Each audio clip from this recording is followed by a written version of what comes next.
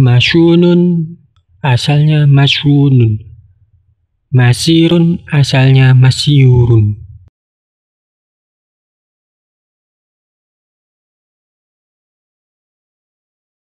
Bismillahirrahmanirrahim.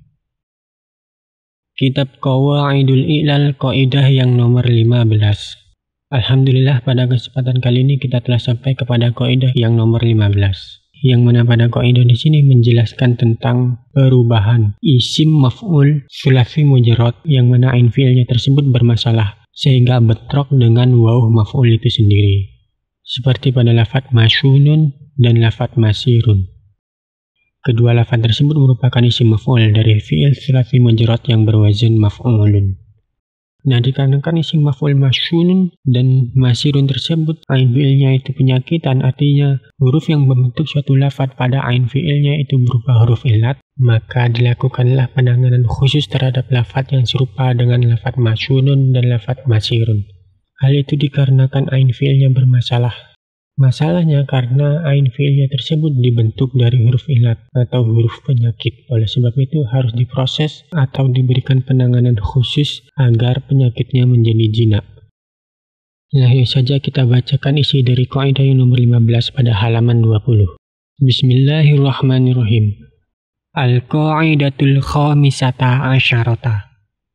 Inna ismal maf'uli idza kana min mu'tallil aini wajaba hadfu wawil maf'uli minhu inda shibawaihi. Nahu masyunun wa masirun asluhuma masyunun wa masyurun. Artinya, al-qaidatul khamisata asyarata, kaidah yang nomor 15 atau kaidah yang ke-15. Inna ismal maf'uli, sesungguhnya isim maf'ul, idza kana min mu'tallil aini, apabila isim maf'ul tersebut merupakan isim yang berjenis mu'tal ain atau isim yang ain fi'ilnya tersebut merupakan huruf illat yang biasa disebut dengan kata berbina ajwaf. Bina ajwaf itu merupakan kalimat yang ain fi'ilnya tersebut berupa huruf illat. Baik itu huruf illatnya berupa huruf waw yang disebut dengan ajwaf wawi ataupun huruf ya yang disebut dengan ajwaf ya'i.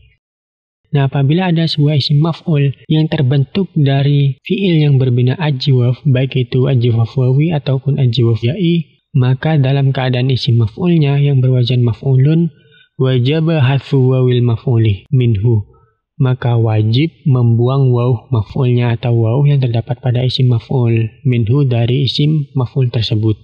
Yang dimaksud waw maf'ul tersebut adalah waw yang terdapat pada isim maf'ul yang berharakat sukun, seperti pada wazannya maf'ulun. Nah, di situ sebelum huruf lam itu ada huruf waw yang sukun. Nah, waw sukun di sini yang terletak sebelum lam yang disebut dengan waw maf'ul. Jadi apabila ada isim maf'ul yang ain fi'ilnya tersebut berupa huruf illat atau isim maf'ul mu'tal ain, maka waw maf'ulnya harus dibuang. Ini menurut inda Shibawayhi, menurut madhab Imam Shibawayh.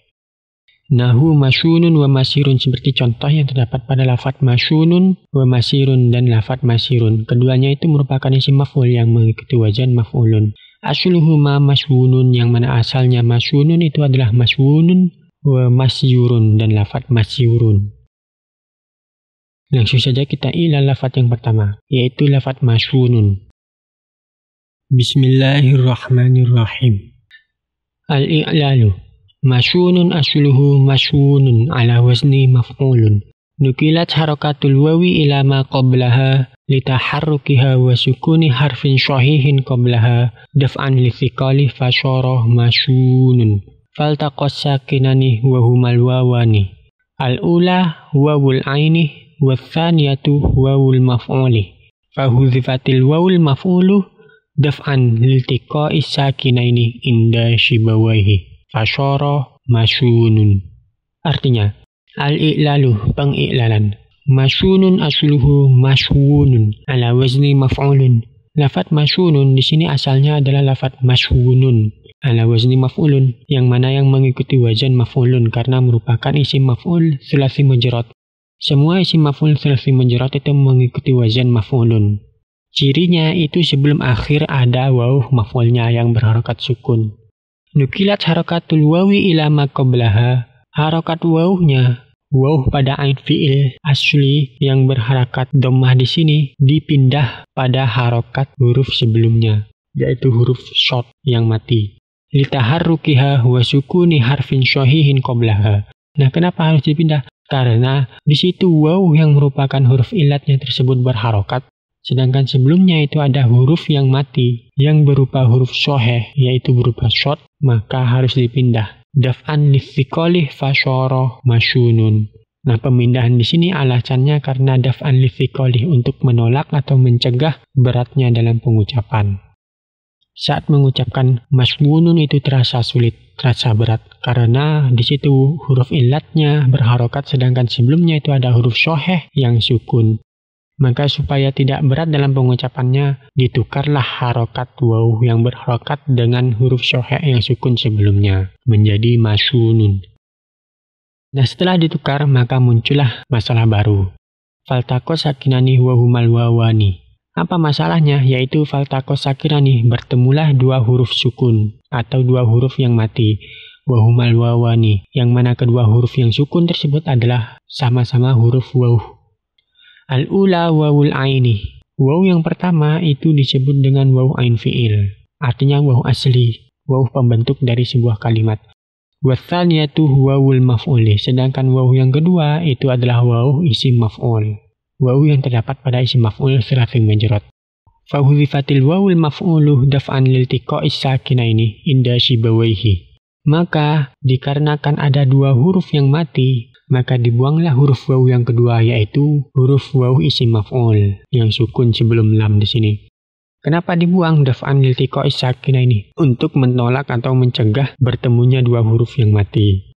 Inda shibawaihi. Nah, pembuangan huruf waw isim maf'ul di sini ikut pada mazhab Imam Shibawayh.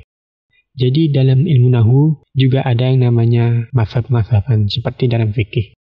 Nah, seperti pada lafaz di sini, pembuangan huruf waw maf'ul apabila bertemu dengan huruf ilat lainnya yang sukun, maka waw maf'ulnya harus mengalah, yaitu dibuang. Ini menurut mazhab Imam Shibawayh.